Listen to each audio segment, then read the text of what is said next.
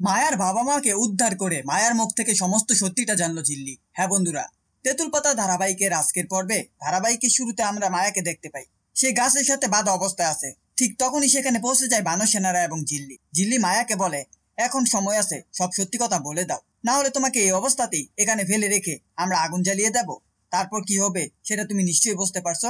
মায়া প্রথমে অস্বীকার করে বলে সে কিছু জানে না, কিন্তু ঝিল্লির হুমকি শুনে শেষমেশ মায়া বলে, ঠিক আছে আমি সব বলবো, কিন্তু আগে আমার বাবা মাকে বাঁচাও, ওরা আমার বাবা মাকে আটকে রেখেছে। মায়ার মুখে একথা শুনে ঝিল্লি বেশ অবাক হয়ে যায়। পরবর্তীতে সে দেখা যায় মায়ার বাড়িতে। মায়া ঝিল্লি এবং বানর সেনাদের নিয়ে তাদের বাড়িতে পৌঁছায়। জানালার আড়াল থেকে মায়া ঝিল্লিকে দেখায় কিভাবে গুন্ডারা তার বাবা মাকে আটকে রেখেছে। সে ঝিল্লিকে অনুরোধ করে, আগে আমার বাবা মাকে মুক্ত করো, তারপর আমি সবটা খুলে বলবো। এরপর ঝিল্লি এবং বাকিরা ঘরের ভেতরে ঢুকে গুন্ডাদের উপর আক্রমণ করে এবং তাদের ঘর থেকে বের করে দেয়। মায়ের বাবা মা অবশেষে মুক্তি পেয়ে ঝিল্লির কাছে জানতে চায় তুমি কে। ঝিল্লি নিজের পরিচয় দেয় মায়ের বাবা মাকে।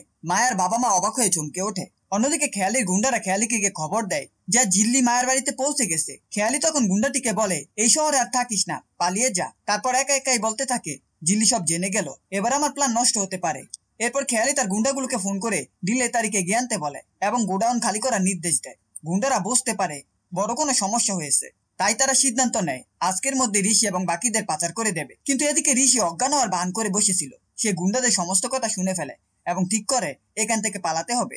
ঋষি কৌশলে নিজের হাতের বাঁধা দড়ি খুলে ফেলে এবং বাকিদেরও দড়ি খুলে দেয়, কিন্তু মুক্তি পেলেও তারা বুঝতে পারে না ঠিক তারা কোথায় রয়েছে। তখন ঋষি সিদ্ধান্ত নেয় যেভাবে হোক ঝিল্লিকে খবর পাঠাতে হবে। অন্যদিকে ঝিল্লি মায়াকে চাপ দিতে থাকে সমস্ত সত্যি কথা বলার জন্য।